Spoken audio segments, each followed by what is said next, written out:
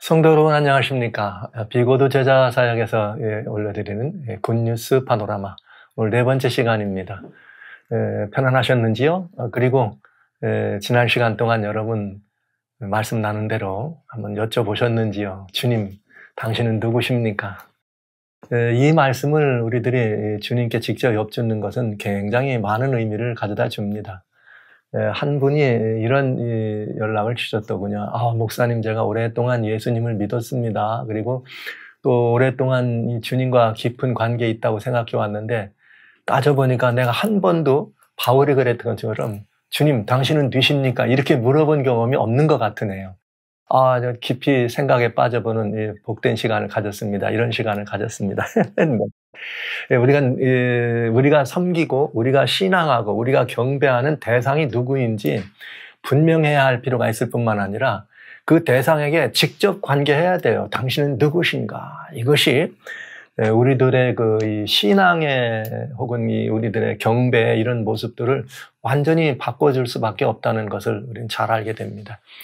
자, 그러면 이제 우리는 또 뭘 생각해 봐야 할까요? 여기서 우리가 또 돌아볼 게 있죠. 이제는 우리들이 주님에게 주님은 어떤 분이실까, 내가 누구신가를 여쭤봤다면 이제는 조금 그걸 내 것으로 또 가져와야 될 것 같아요. 이번엔 한 걸음 더. 그렇다면 그 주님, 그 예수님은 나와 어떤 직접적인 관계가 있는지도 한번 물어봐야 되지 않겠습니까? 오늘 한번 주님에게 우리들은 주님과 어떤 직접적인 관계가 있는지를 여쭤보는 시간을 좀 가져보려고 합니다. 근데 이건 왜 중요하냐면은 누구시냐 하는 것은 객관적인 얘기예요. 주님은 누구시냐는 건 객관적인 얘기. 그랬더니 이 사도 바울이 이 사도행전 9장에 당신이 누굽니까 했더니 바울아, 사울아, 네가 핍박하는 예수다, 이렇게 직접적으로 이 말씀을 하시거든요. 직접. 네가 핍박하는 예수다, 이렇게 말씀을 하셨습니다. 그것처럼 이제 주님이 누구신지를 알았으면 주님과 나와의 그 직접적인 관계는 어떻게 되는 것인가, 이 부분을 좀 따져볼 필요가 있다고 하는 것이죠. 왜냐하면 그래야지만 우리가 이렇게 이 직접적인 관계가 뭔지를 알아야지만 주님이 나의 진짜 경배의 대상인가, 주님이 나의 이 참 신앙의 대상인가를 볼 수 있다는 거죠. 그래서 오늘은 이제 주님께 그 부분을 좀 여쭤보려고 합니다. 세상에 많은 사람들이 그런 얘기잖아요. 이스라엘로 오신 유대인이신 예수님이, 그건 유대분인데 어떻게 우리 한국 사람하고 관계가 있습니까? 나는 한국 사람인데요. 이런 질문들도 하지요. 그래서 우리가 예수님을 믿는다, 경배한다, 섬긴다 이런 말을 할 때는 언뜻중 예수님이 나와 무슨 관계가 있는지를 따져보는 것도 아주 중요한 것이라고 하는 것입니다. 오늘 그 문제, 구약의 성도들은 하나님께서 궁금한 게 있으면 하나님께 궁금하면 성소로 갔듯이 오늘 우리는 이번 이 굿뉴스 파노라마에서 우리는 주로 하나님의 말씀으로 돌아갑니다. 이 말씀 가운데도 특별히 사복음서에 나와 있는 그 성소와 같이 나와 있는 예수님의 이 십자가, 그 생애로 직접 이 말씀을 여쭤볼 마음이 있는 것이죠. 오늘은 요한복음 1장에 1절로 3절에 이런 말씀이 있습니다. 뭐라 되어 있는가 하면 이렇게 되어 있네요. 태초에 말씀이 계시니라. 그런데 이 말씀이 하나님과 함께 하셨다. 그리고 이 말씀은 곧 하나님이시다. 이렇게 되어 있어요. 2절에 그리고 태초에 말씀이, 태초에 그가 하나님과 함께 계셨다. 이렇게 되어 있어요. 그러니까 만물이 그로 말미암아 지은 바 되었으니 지은 것이 하나도 그가 없이는 된 것이 없다, 이렇게 돼 있네요. 와우, 어마어마한 이 선언입니다. 이 세상에 많은 철학이 있습니다. 이 세상에 많은 종교들이 있을 수 있죠. 이렇게 그냥 일반 수천여 수억의 이런 그 인도 사람들이 말하는 그런 종교 말고요. 어떤 경전이 있고 그 섬김의 대상이 나름대로 분명하다고 하는 여러 종교들이 있습니다. 그런데 이런 모든 종교들을 우리가 바라보거나 철학과 이상 또 어떤 사상들을 볼 때 신앙과 경배의 대상이 직접 나와 무슨 관계가 있는지에 대해서 명쾌하게 설명한 곳은 아무 데도 없습니다. 그러나 오로지 이 하나님의 말씀이 성경에만 그런 대답이 있는 것이죠. 그런데 여기 성경은 가정법을 쓰지 않았어요. 일지도 모른다, 그럴 수 있다, 아니면 뭐 다른 어떤 그 객관적인 사물이나 어떤 대상을 말하지 않고 선언하셨습니다. 아예 정확하게 이 명제를 진술한 것이죠. 태초에 말씀이 있었다. 그런데 말이야, 이 말씀이 하나님과 함께했다. 그런데 그 말씀은 곧 하나님이시다. 그리고 그가 하나님과 함께 있었다. 그리고 또 그는 어떤 일을 했느냐? 이 모든 만물을 창조하는 일을 했다. 이렇게 돼 있네요. 그래서 오늘 이 성경의 말씀을 보면 분명해져요. 말씀이라고 하는 한 존재가 있었습니다. 말씀. 뭐 여기 굉장히 많은 철학적 그런 이 주요 해석들을 하려고 합니다. 이 말씀은 로고스인데 이것은 뭐 여러 이렇게 이 해석의 방법에 따라서 말씀이라고 했다, 도라고 했다, 법이라고 했다, 어떤 그 이념이나 어떤 원리라고도 하고 다양한 해석이 있을 수 있습니다. 그러나 우리 그냥 있는 말씀 그대로 말씀이 있었다. 그래야 이 수월해지고 편해집니다. 그런데 이 말씀이 누구와 함께 했느냐? 하나님과 함께 했다. 근데 우리는 여기서 또 궁금하죠. 그럼 그 하나님은 누구신가도 따져볼 필요가 있겠죠. 우리 이렇게 하나씩 풀어가는 과정이니까. 그런데 이 말씀이 곧 하나님이시다. 이렇게 말씀하셨습니다. 그리고 또 그가 이 모든 만물을 만들었다. 이렇게 얘기하네요. 그래서 여기 우리가 한 가지 이렇게 이 말씀이 그럼 누군가 따져볼 필요가 있잖아요. 근데 이 말씀이 누군가를 따져보려면 여기 이 1장 14절에 뭐라고 되어 있는가 하면 말씀이 육신이 되어 우리 가운데 머무셨다. 이렇게 되어 있네요. 그러면 말씀이 육신이 돼서 우리 중에 머물렀다. 말씀이라고 하는 것은 성경적 개념으로 말하면 영이에요. 눈으로 가시적으로 보이는 것은 아니죠. 그런데 이것이 뭐라고 되어 있는가 하면은 이것이 육신이 됐다. 즉 보이지 않는 가시적이지 않은 만질 수도 없고 이렇게 소유할 수 없는 그런 존재인 말씀이 영이니까 육신이 됐다. 그러니까 보이는 존재가 됐다는 거죠. 가시화됐단 말이죠. 그래서 우리 중에 머물렀다. 근데 아까 뭐라 그랬어요? 이 말씀이 하나님이다. 와우. 그렇다면 다른 성경, 즉 복음서 안에 있는 다른 성경, 마태복음에서는 마태복음 1장 22절로 23절에 이는 이사야 선지자로 하신 말씀이 있는데 그 선지자로 한 말씀이 있었는데 23절에 이는 임마누엘이라 곧 번역하면 이는 하나님이 우리와 함께 하셨다. 그러니까 요한복음 1장 14절에는 말씀이 하나님이신데 그 하나님이 육신이 됐다. 이 말씀을 더 쉽게 표현해 준 것은 마태예요. 말씀이 어떻게 됐다? 우리와 함께하다. 그러면 그게 누구다? 임마누엘이다. 그러면 그게 와우, 임마누엘이구나.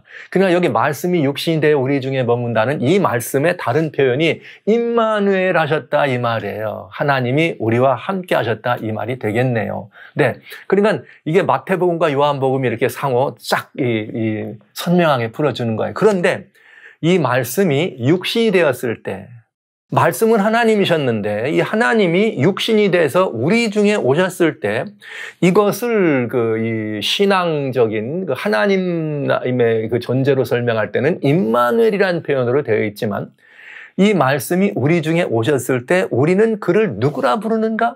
네, 이것을 마태복음 1장 21절에는 보라 아들을 낳으리니 그 이름을 예수라 하라. 그런데 그 예수는 누구냐? 이는 저희 백성을 자기 죄에서 백성에서 구원하실 자라. 이렇게 돼 있네요. 아하, 임마누엘이 곧 누구예요? 예수 그리스도. 그러면 이제 답이 분명해지네요. 뭐가요?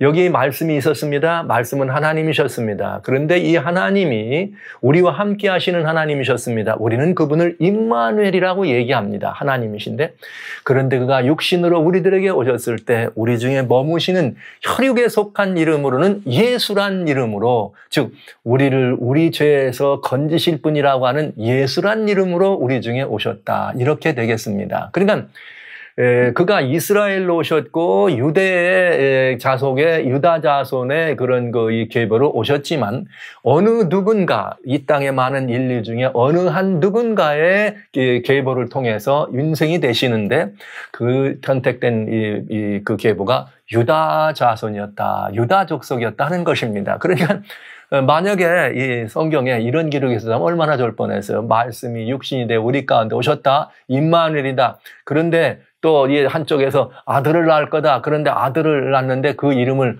모시라, 김모시라 하라. 그랬으면 이건 어느 나라 누구로 온 거예요?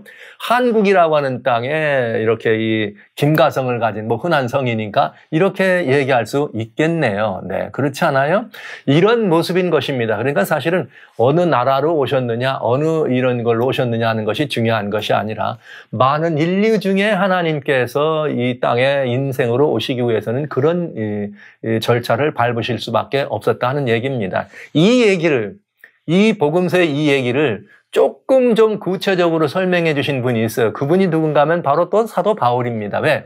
예수님에게 주여 누시냐 이렇게 물어봤던 사도 바울은 히브리서에 기록이 있는데 이 히브리서가 또 누구의 저자가 누구냐에 따라서 또 뭐 좀 달라지겠습니다만 여하튼 바울이 히브리서의 저자라고 하는 굉장히 이렇게 큰 많은 사람들이 주장하고 그렇게 될 수 있다는 여러 증거들을 가지고 있기 때문에 그저 바울이라고 하겠습니다. 히브리서 10장에 보면은 그 예수님께서 이 땅에 오실 때 주님이 한 몸을 예비하셨다 이렇게 돼 있어요. 그러니까 그 한 몸이라는 게 육신을 말하는 것이고 그 몸이니까 많은 인생 중에 한 존재로 오셔야 되니까 몸이 필요했고 그 몸이 필요할 때 그 어떤 몸이었느냐 바로 마리아라고 하는 한 여인의 몸에 생명의 하나님의 생명을 위탁하셔서 그 몸을 통하여 오신 것을 알 수가 있습니다. 그러면 예수님의 이야기가 우리가 이렇게 어떤 분인가를 알 수가 있네요. 그렇게 해서 이 예수 그리스도란 분이 바로 말씀 하나님이셨는데 육신이 돼서 우리 중에 머무셨구나 이렇게 알 수가 있네요. 자, 이렇게 하신 예수님인데 근데 이 예수님이 하나님이실 때, 즉 말씀으로 계실 때 말씀 하나 육신이 되시기 전에 예수님이 무엇 하셨느냐? 여기 3절에 보면 이렇게 돼 있어요. 왜냐? 여기 그 예수님과 이제는 이 하나님 예수님이라는데 그 예수님과 우리가 무슨 관계가 있는지를 찾아보는 거예요. 예수님이 하나님이시다 하는 것은 이제 우리가 분명히 알아졌으니까 하나님이신데 어떤 관계냐를 알기 위해서 3절을 읽었더니 요한복음 1장 3절에 그로 말미암지 않고는 그가 모든 만물을 눈에 보이는 만물을 지으신 분이다.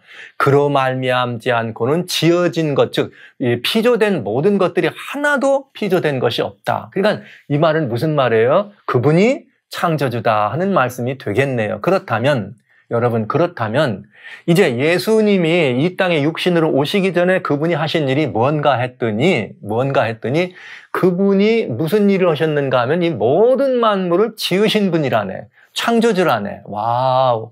이제 이렇게 되면은 이제 조금 얘기가 좀 복잡해져요. 왜 복잡해지느냐? 그리스도인들이 예수님을 믿는다 이 얘기예요. 그리고 예수님을 왜 믿냐 물어보면 예수님이 나의 죄를 대신해 돌아가셨다. 뭐 이렇게 구원 이 말들을 다 요약하면 예수 그리스도가 우리들의 구속의 주인이시다 이런 표현이거든요.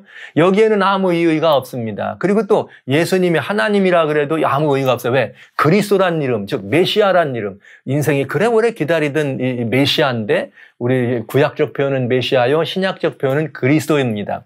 기름 부음을 받은 자다는 이런 마음으로 하나님의 아들이라는 의미예요. 기름 부음을 받은 자 곧 하나님의 아들이라는 의미. 지난번에 말씀드린 것처럼 이렇게 돼 있어서 하나님이란 것과는 이렇게 모두가 다 이해하고 긍정하고 괜찮아하는데 이분이 창조주다 이래버리면 그때부터 이상한 고개를 갸우뚱하는 거죠. 왜? 창조주다 그러면 늘 누구를 생각해요? 아버지 하나님이다. 이런 생각. 그러니까 이게 뭐에 대한 우리들의 개념이 명쾌하지 않아서 그런가? 삼위일체, 소위 기독교가 얘기하고 있는 삼위 하나님에 대한 이런 이 개념이 분명하지 않기 때문에 그렇습니다. 그래서 교회는 이 문제로 항상 많이 여러 어려움이 있어 왔어요. 왜? 삼위 하나님은 그 성경적으로 맞지 않는다. 성경에 삼위 하나님은 옳지 않다 그러면서 예수님 아들 하나님은 맞지만은 성령님은 하나님이 아니다 이러면서 그런 부분에 대한 많은 서로 간의 그런 일들이 있는 것 사실입니다. 이 문제는 조금 좀 디테일한 문제에 대해서는 이 시간 다음 시간으로 미루기를 하고 또 알아야 되니까 오늘 이 시간에는 그냥 주님과 우리의 관계만을 먼저 선택해보고 살펴보는 시간을 갖습니다. 자, 여하튼 예수님이 만물을 지으신 분이라는 사실을 여러분 믿으시잖아요. 믿는다고 말하면서 예수님이 창조주라 얘기하면 교회를 갸우뚱하는 이런 우리 기독교들이 많이 있어요. 어디 가서 얘기하다 예수님이 바로 창조주셔 이러면 굉장히 의아해하는 분들이 뜻밖에도 많은 거죠. 그러면 성경을 믿는다고 말하지만 성경 말씀을 뭐 하는 거야? 안 믿는 거예요. 왜? 성경엔 뭐라 그랬어요? 예수님이 계시다. 그가 임마누엘이시다.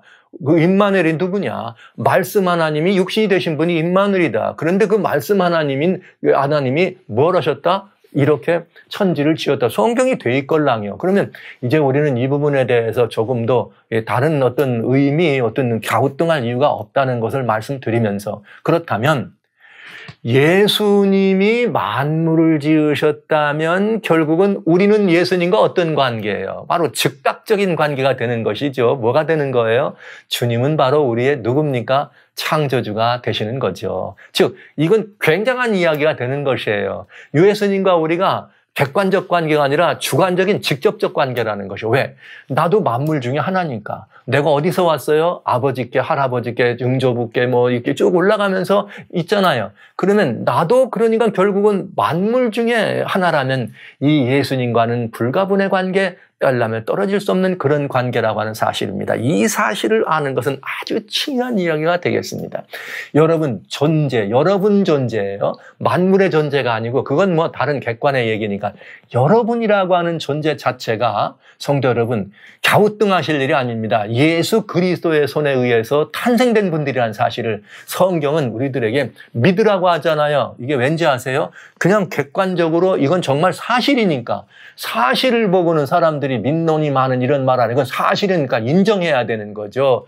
믿고 말고의 얘기가 아니에요. 존재하고 존재하지 않는 어떤 일을 믿느냐 마느냐는 얘기가 아니라 이거는 인정을 해야 된다는 얘기죠. 왜? 객관적 사실이니까. 그리고 이제 우리는 그것을 인정하면서 이 사실을 완전히 믿음으로 영접하게 되는 것입니다. 자, 그렇다면 우리 한 가지 따져볼 일이 있습니다. 야, 이거 예수님은 창조주셨네. 이렇게 따져본다면은 1976년에 알렉스 헤일리라고 하는 분이 루트, 뿌리라고 하는 소설을 줘서 이것이 영화로 나와가지고 그 흑인 사회에 이렇게 그 뿌리를 찾아가는 그런 것들이 영화에 나오면서 굉장히 한때 이렇게 인기를 몰이해 갔던 적이 있습니다. 그런데 그 뿌리라고 하는 영화가 나온 이후로 사람들이 뭘 찾는 것이 유행병처럼 생겼냐면 뿌리 찾기.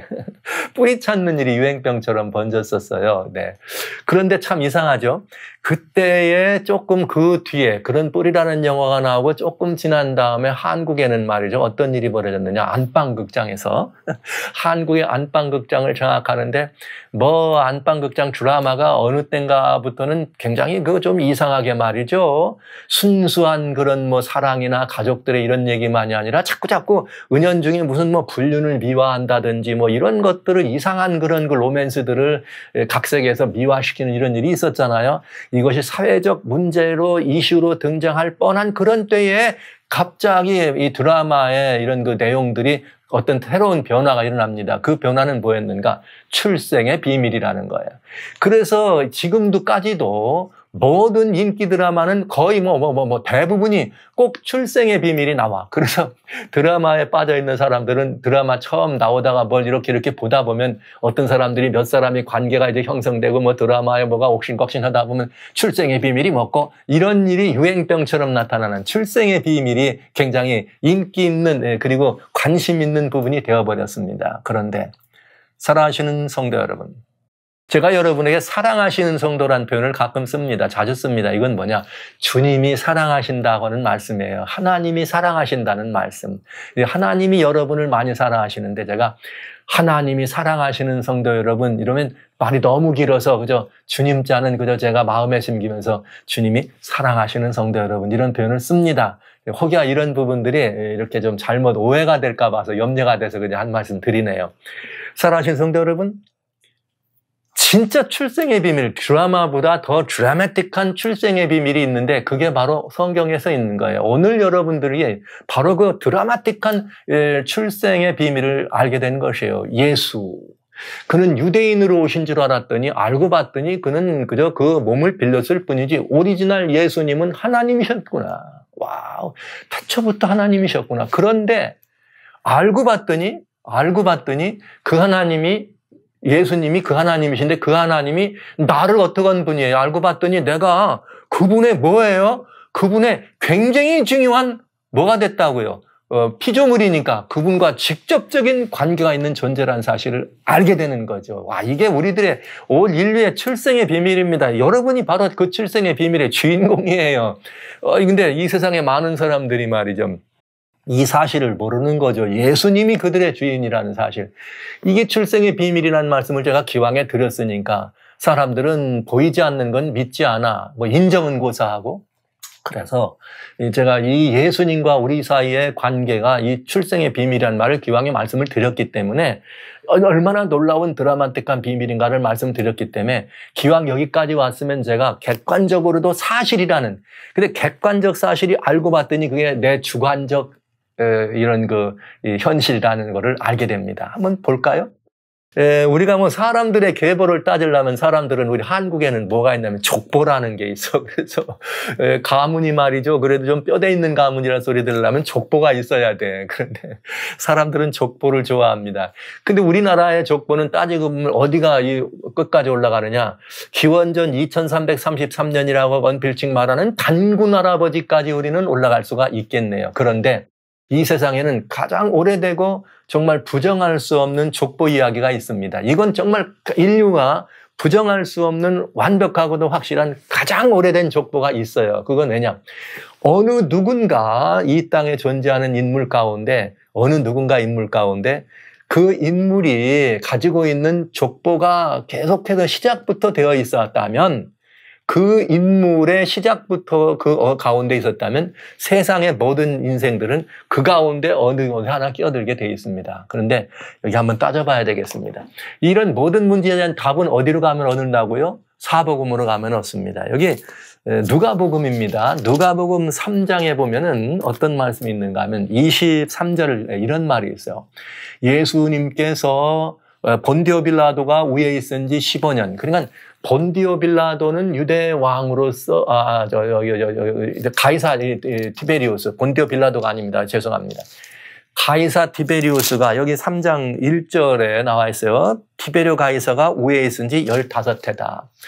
그러니까 이분이 왕위에 올라간 것은 기원후죠. 주후입니다. AD 15년, 14년, 이렇게 이야기를 하니까 15해다 이렇게 말하면 이제 그 연도가 대강 어느 정도인지를 우리가 알 수가 있죠. 거의 정확하죠.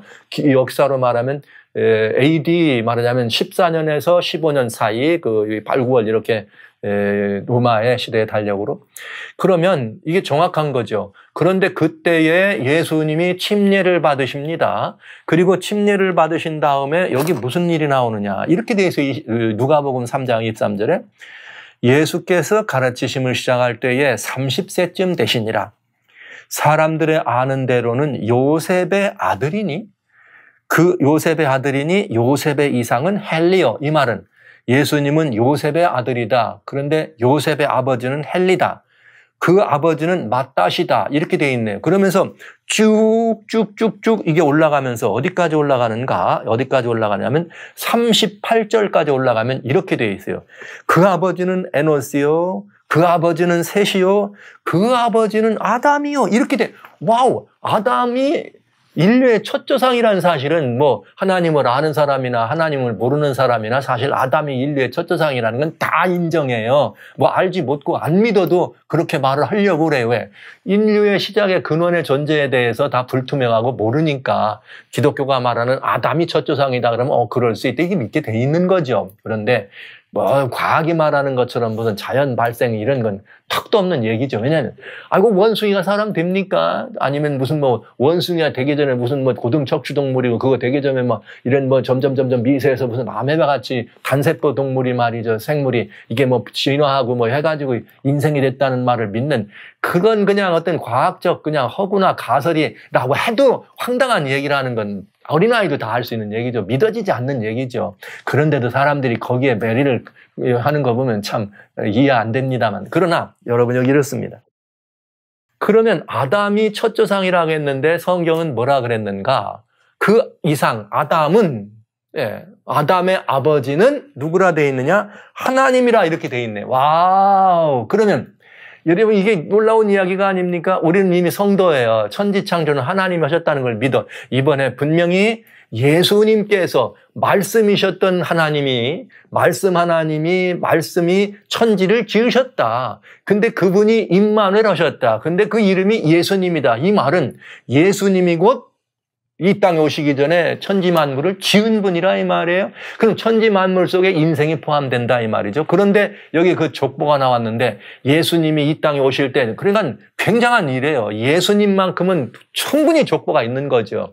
그래서 예수님의 그 이상에 대한 모든 이야기가 올라가면서 아버지는 아담이요. 아버지는 하나님이다. 이랬으니 여러분 이게 어린 일입니까?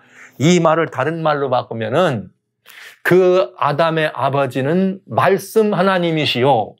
그 아버지 하나님인 말씀 하나님이시요. 그 말씀 하나님이 곧 누구예요? 예수님이다. 이렇게 되지 않겠어요? 그러니까 예수님이 곧 누구라는 거예요. 우리들의 하나님이요. 우리들의 누구예요? 결국은 따지고 보면 그 아버지니까 아버지가 되네. 와우. 첫 조상인 아담을 낳아주신 누구예요? 아버지네요. 와, 이 아버지 하나님이 이 아버지인데 이 하나님이 뭐 어찌됐든 이 아담을 우리들에게 창조해서 지으셨다 했으니까 결국은 우리는 이 하나님이 우리들의 누가 되는 것입니까? 아버지가 되는 것이죠. 그래서 이 성경은 말이죠. 성경은 놀라운 이야기예요. 모든 피조물들에 대해서는 다 피조물입니다. 그러나 인생에 대해서만큼은 하나님을 아버지라고 돼 있습니다. 놀랍지 않아요? 하나님은 우리들에게 아버지십니다. 이렇게 돼 있다는 거죠. 그래서 이건 굉장한 이야기가 되겠습니다. 그러니까 예수 그리스도는 곧 누구세요? 우리들의 하나님이십니다. 그렇다면 이건 어떻게 요즘 이런 말이 유행하잖아요. 증거가 뭐 어쩔 수 없는 증거다 그러면 빼박 증거다 이런 말. 예수님과 우리 사이에는 빼박 증거 이게 출생의 비밀이에요. 예수님이 이 땅에 오실 때는 하나님의 아드님의 이름으로 이 땅에 오셨어요. 임마누엘로 오셨을 때는 예수님이란 이름으로 우리들에게 오셨지만 실상은 따지고 보면 그 예수님이 우리의 누구예요? 하나님이에요. 이게 성경에 뭐로 기록되어 있어요? 족보로 기록되어 있어요. 그러니까 성경에 다른 말은 여러분이 안 믿는다 하더라도 족보는 믿어야 될 거 아니에요. 족보는. 왜요? 이거는 거짓말을 할 수가 없잖아요. 족보는. 네. 오늘 어디 뭐 김수로 왕이 뭐 어쩌고 해가지고 나서 여러분들이 뭐 그 왕의 뭐 몇십 대선이고 이렇게 몇십 대선이다 이러면 여러분 이게 꾸며낸 얘기 아니잖아요. 어때요, 여러분? 이런 이야기인 것입니다. 그런데 뭐 아래서 태어난 무슨 박혁거세니 무슨 뭐 어디 뭐 이런 어디서 뭐 태어났느니 이런 말을 하고 무슨 뭐 이 곰이 뭐 마늘 먹고 뭐 사람이 되는 이런 얘기는 그 이상의 아버지의 그 족보를 후대 사람들이 찾아보려고 그랬더니 못 찾았다는 얘기입니다. 그러니까 2333년 전 기원전 그때쯤이면 누구 때쯤 되느냐면 아브라함 시대쯤 됩니다. 우리가 이걸 따져보면은 아브라함 시대 노아 이후와 아브라함과 노아가 성경연대로 말하면 1656년에 이렇게 홍수가 나니까 그래서 딱 4000년이라는 역사를 얘기한다면 2000 뭐 이렇게 굉장히 유사한 노아 시대 이후 그러면서 아브라함 시대 이때까지 올라가는 걸 알 수 있죠. 그러니까 그 이전에는 족보가 없는 거예요.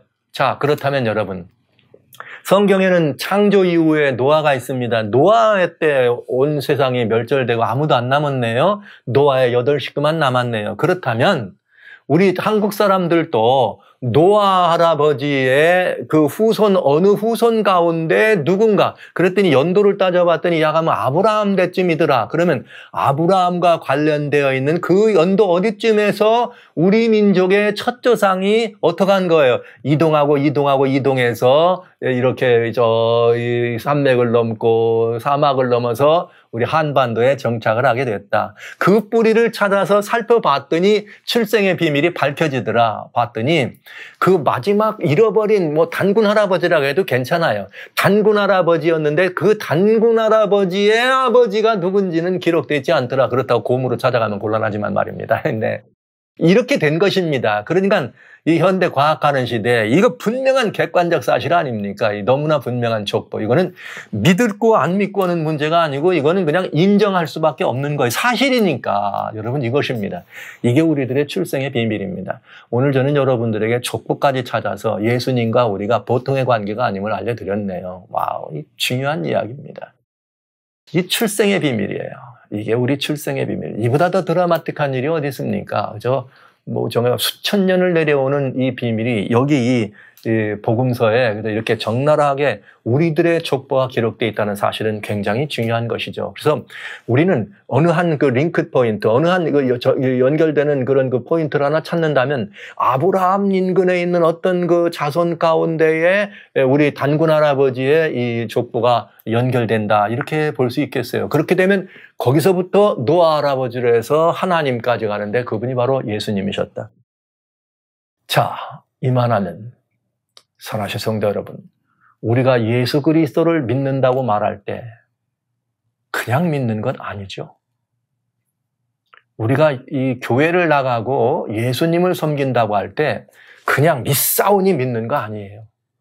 사람들은 이 믿음이라고 얘기하면 대개 믿는다고 하는 것은 비가시적이고 보이지 않는 어떤 것들에 대한 우리들의 마음을 표현하는 것처럼 씁니다. 그러니까 믿어봐, 믿어봐. 믿어봐. 그냥 믿어. 교회 가면 말이야. 그냥 믿어. 말씀 믿는.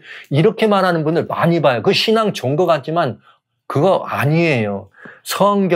우리가 성경에 있는 모든 것을 믿는다고 할 때는 정말 명쾌한 팩트를 믿는 것입니다. 여기 성경에 추상적인 개념이 있지 않습니다. 거의가 다 완벽한 객관적 사실이라는 것을 우리는 알 수가 있어요. 그러니까 기독교 신앙은 다른 이런 거와 달라요. 그냥 있지도 않은 사실들을 말이야 있는 것처럼 믿는 거 아니에요. 또 여기 이런 것도 있죠.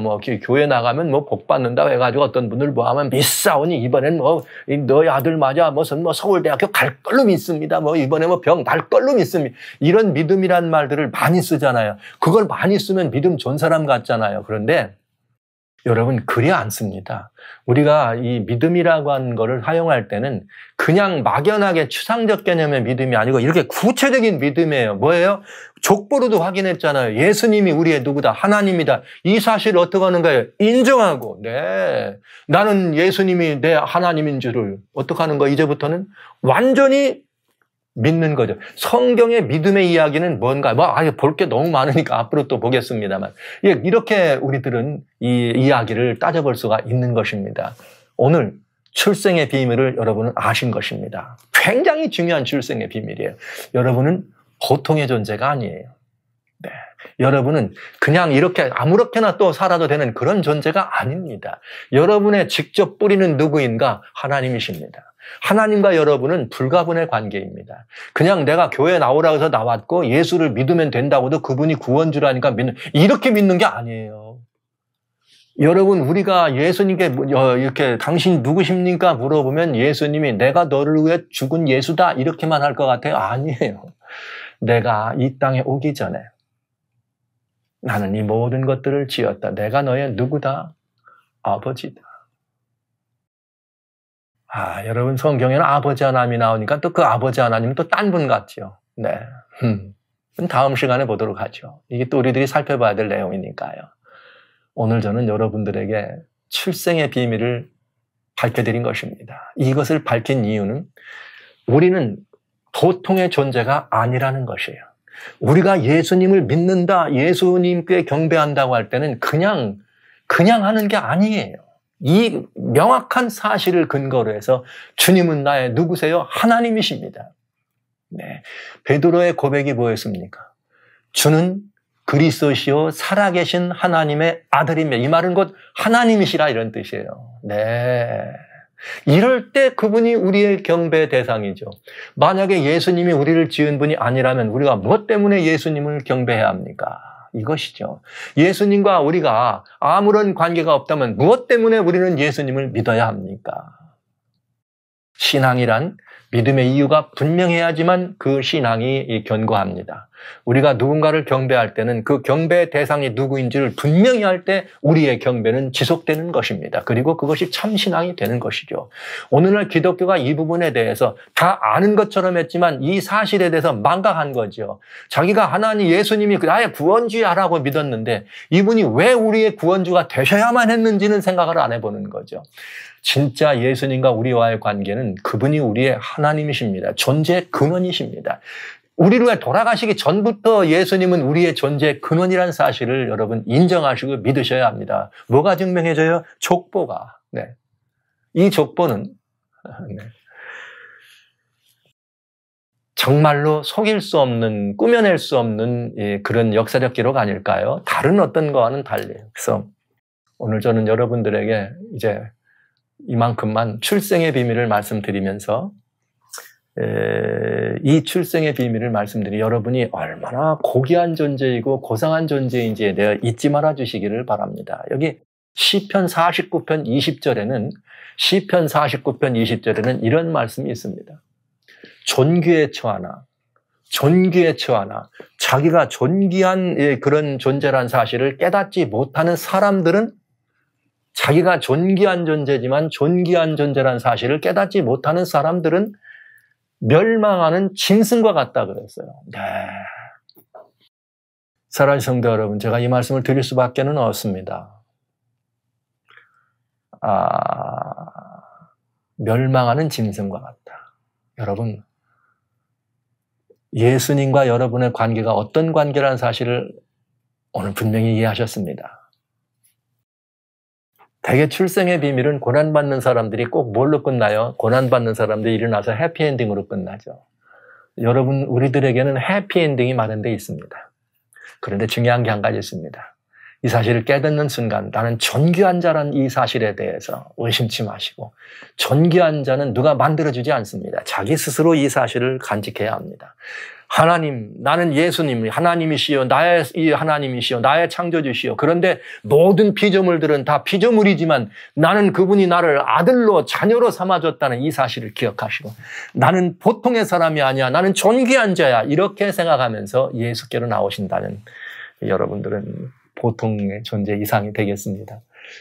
그래서 전도서 12장 1절에 너희는 아직 나는 아무 낙이 없다고, 즉 늙어서 낙이 없다고 하기 전에 너희 창조자를 기억하라, 이렇게 생각했어요.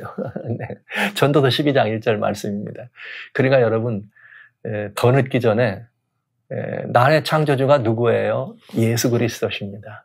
그러니까 우리가 예수님을 믿는 것은 이제 단순히 믿사오니 구원받기 위해가 아니고요, 인간의 본분입니다. 인간의 본분에 그분이 우리의 뿌리니까요. 예수께서 우리의 뿌리라는 사실을 확인하시고 아셨으면 예수께로 돌아가십시다. 그리고 그만 그분의 마음을 그만 아프게 하시기 바랍니다. 생각하면 정말 이 사실을 생각하면 너무나 놀랍습니다. 우리를 그렇게 존귀한 존재라 하나님의 이런 이 하나님의 계보에 넣어주셨는데 우리가 이 사실을 모르고 인정도 안 하고 또 때로는 그러죠. 예수를 믿는 사람들은 또 이렇게 하나님께 나간다고 하면 그냥 예수면 다 된다고 말이지. 부활하신 예수면 다 된다고 이렇게 말해. 그게 다 완전하게 이해하는 거 아니에요.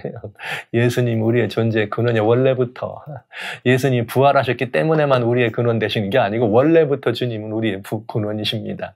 이 사실을 이해하시고 오래 참아주신 그 예수님, 그 사랑이 너무 좋아서 주님, 내가 이렇게 존귀한 존재란 사실을 알았습니다. 내 출생의 비밀을 알았습니다. 주님은 나의 하나님이십니다.